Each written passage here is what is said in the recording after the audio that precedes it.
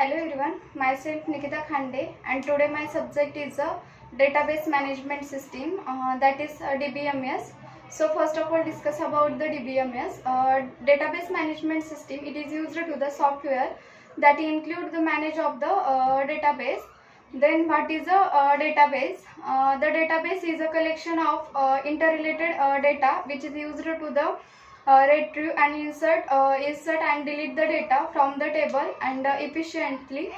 It is also used to the organization and data from the table, schema, views and reports. Then example of the database management system: the college of database and organize the data about the admin, staff, student and faculty. Then database management system explain. Database management system, it is used to the which is used to the database management, example of the MySQL and Oracle. Then DBMS is the provide interface and from the various operation. It is used to the from the database organization, storing and updating data, creation.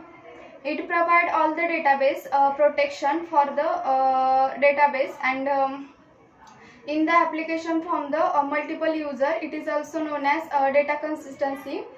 Then DBMS allows user, first is a data definition. It is used to the creation of modification and removal of the definition that define the organization of the data in the database. Then data updation, it is used for the data update, modification and deletion. It is actual data in the database. Then data retrieval, it is used to the retrieve the data from the database which is used to the by the application for various purpose.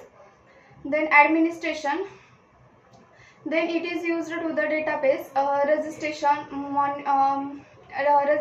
and monitoring data integrity and forcing data security. Then advantages of DBMS: control the database redundancy and data sorting, data maintenance time and swap to double user interface. Then advantages of database: it is used to the hardware and software, flexibility. Then impact of the failure,